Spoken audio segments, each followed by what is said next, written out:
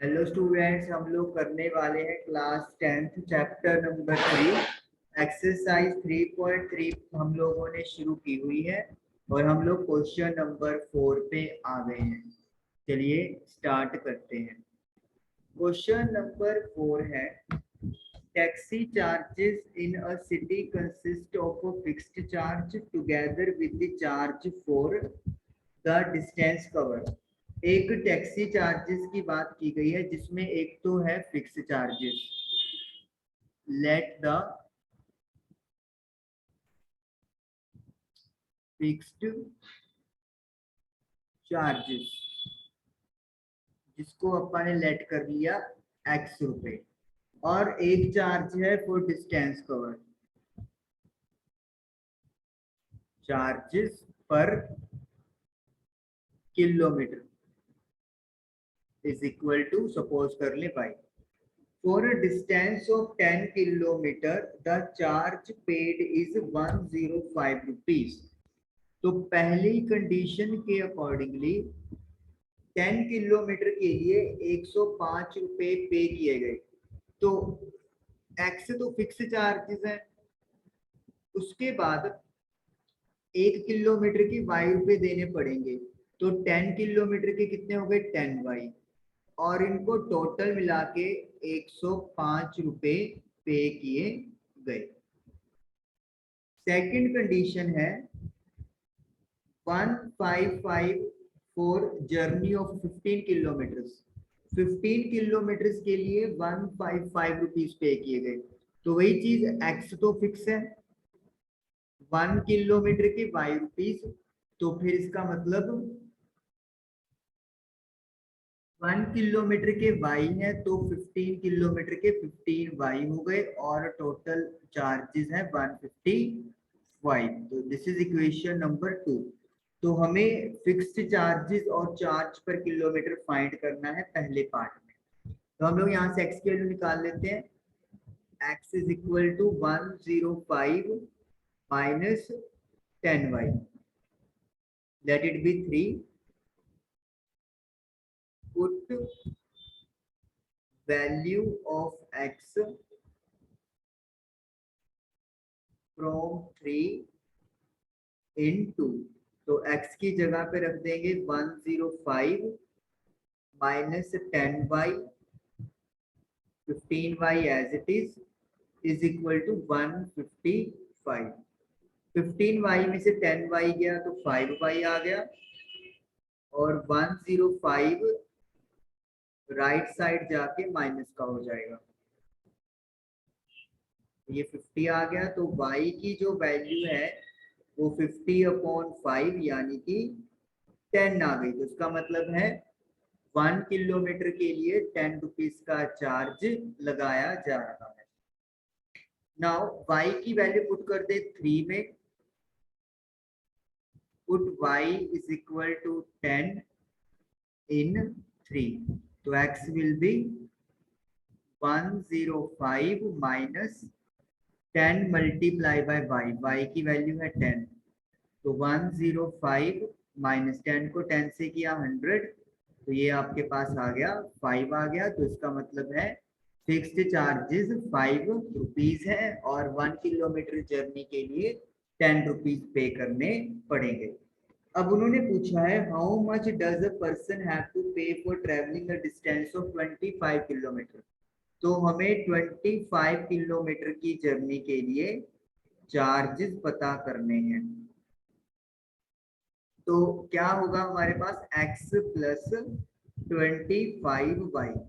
तो fix charges 5 rupees है, और पर किलोमीटर के लिए 10 रुपीज देने हैं मुझे। तो it will be 5 plus 250, that is equal to 255 rupees. तो ये हमारे पास आंसर आ गया 255 रुपीज। तो दो चीजें ये पता करनी थी, और थर्ड वन ये फाइंड आउट करना था। ये क्वेश्चन नंबर 4 हमारा डन हुआ। Now let us do question number 5। Question number 5 है fraction becomes 9/11 if 2 is added to both numerator and denominator। तो नोमिनेटर और डिनोमिनेटर में अगर 2 ऐड करेंगे तो फ्रैक्शन 9/11 हो जाएगा। तो चलिए पहले यहाँ पे लिख लेते हैं, लेट द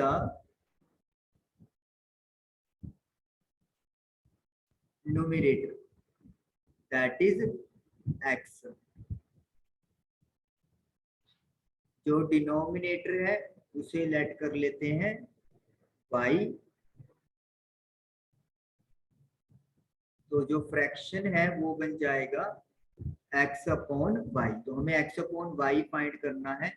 अब फर्स्ट कंडीशन क्या है कि अगर हम लोग नोमिनेटर और डिनोमिनेटर दोनों में 2 ऐड करते हैं, मतलब x में भी 2 ऐड कर दिया और y में भी 2 ऐड कर दिया, तो फ्रैक्शन की वैल्यू 9/11 बन जाएगी। क्रॉस मल्टीप्लाई कर देंगे, 11x प्लस 22 9y प्लस 18। 22 को शिफ्ट करोगे तो इट विल बी माइनस का 22, माइनस करेंगे तो माइनस का 4, तो मतलब x की वैल्यू जो है वो आएगी 9y माइनस 4/11। सपोज कर लेते हैं ये 1 बन गया। उसके बाद जो सेकंड कंडीशन दी है वो क्या है, if 3 is added to both numerator and denominator it becomes 5/6। अब x और y दोनों में 3 ऐड करेंगे, फ्रैक्शन जो है वो 5/6 बन जाएगा। तो 6x प्लस 18 5y प्लस 15। तो 18 जब उधर जाएगा तो ये नेगेटिव हो जाएगा, तो ये हो जाएगा आपका माइनस का 3। अब x की ये वाली वैल्यू इसमें पुट कर दो, इसको लेट मी से 2 हम लिख लेते हैं, put value of x from 1 in 2। तो x की जगह पे 9y minus 4/11 is equal to 5y minus 3। तो 9 इंटू 6 हो गया 54, 6 इंटू 4 हो गया 24/11 is equal to 5y minus 3। Cross multiply आप दोबारा कर सकते हो, 54y को 1 से किया 54y, 24 को 1 से किया 24, 11 इंटू 5 हुआ 55, 11 इंटू 3 हुआ माइनस का 33। अब y वाले एक साइड इकट्ठा कर लें, 24 उधर जाएगा तो प्लस का हो जाएगा, तो minus y is equal to minus 9। तो y की वैल्यू आ गई 9, तो y हमारे पास 9 आ गया। अब x कैलकुलेट करना है तो y की वैल्यू 9 को 1 में पुट करते हैं, इधर साइड में कर रहे हैं अपना, put y is equal to 9 in 1।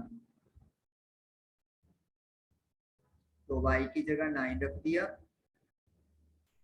so 9 multiply by 9 81 minus 4/11, तो it will be 77/11 that is equal to 7। तो x की वैल्यू 7 हो गई, y की वैल्यू 9 हो गई, तो जो फ्रैक्शन है वो आ गया, जो था x/y, तो 7/9। तो ये हमारा आंसर डन हो गया। तो फ्रैक्शन निकालना था, x और y की वैल्यू निकालने के बाद इसे पुट भी करना है x/y में, तो आपको फुल मार्क्स मिलेंगे। Question number 6, this is the last question of this exercise.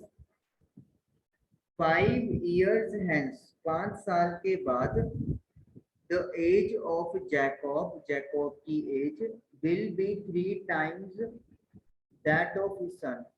उनके उम्र जैकब के उनसे बेटे से 3 गुना बड़ी हो जाएगी। चलिए लेट कर लेते हैं पहले तो, let the present age of Jacob, let me say x years, और उनके जो बेटे हैं उनकी एज क्या लेट कर लेते हैं y ईयर्स। तो मतलब जैकॉब की जो प्रेजेंट एज है वो x ईयर्स हो गई, और जो उनके बेटे की एज है वो अपन ने क्या लेट कर ली, वो y ईयर्स लेट कर ली। अब कंडीशन क्या है, फर्स्ट कंडीशन है 5 साल के बाद, यानी कि 5 साल के बाद जैकॉब की एज होगी x+5 और उनके बेटे की एज होगी y+5। तो उन्होंने ये बोल दिया है कि जैकॉब की एज उनके बेटे से 3 गुना बड़ी होने वाली है। तो यानी कि उनके बेटे की उम्र को 3 से मल्टीप्लाई कर देंगे, तो x+5 is equal to 3y+15। तो 5 उधर जाके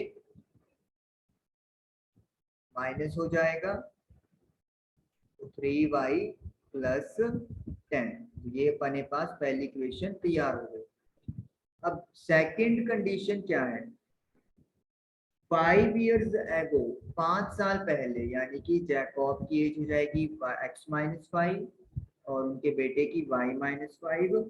जैकॉब एज जो है वो 7 टाइम्स थी, यानी कि 5 साल पहले उनकी उम्र अपने बेटे से 7 गुना बड़ी थी। तो इससे भी आप सॉल्व कर लेंगे, 7 इंटू वाई 7y, कोई बात नहीं चाहिए रख लो, 35। अब x की वैल्यू ये वाली इधर पुट कर देते हैं, late it B second equation, put value of x from 1 in 2। तो x की जगह 3y+10 लिख दिया, माइनस का 5, 3y और 7y को इधर ले आओ तो इट विल बी माइनस का 7y, 10 उधर जाके माइनस का हो जाएगा, 5 उधर जाके प्लस का हो जाएगा। तो माइनस का 4y इज इक्वल टू, जब आप इसे सॉल्व करेंगे तो इसे आप लिख देंगे माइनस का 40। 40/4 इज इक्वल टू 10। तो इसका मतलब है जैकॉब के बेटे की उम्र आज 10 साल है। अब जैकॉब की एज भी निकालनी है, तो क्या करेंगे, put y is equal to 10 in 1। तो x is equal to 3y, y की जगह पे 10 लिख दें, प्लस का 10, तो ये बन जाएगा 30+10 दैट इज इक्वल टू 40। तो यानी कि जैकॉब की जो एज है वो 40 इयर्स है और जैकॉब के बेटे की एज वो 10 इयर्स है आज की डेट में, और यही हमसे उन्होंने पूछा था। तो क्वेश्चन नंबर 6 आप लोगों का कंप्लीट हुआ, एक्सरसाइज 3.3 डन हुई। आई होप आपको क्लियर हुई होगी। Thank you for watching the video.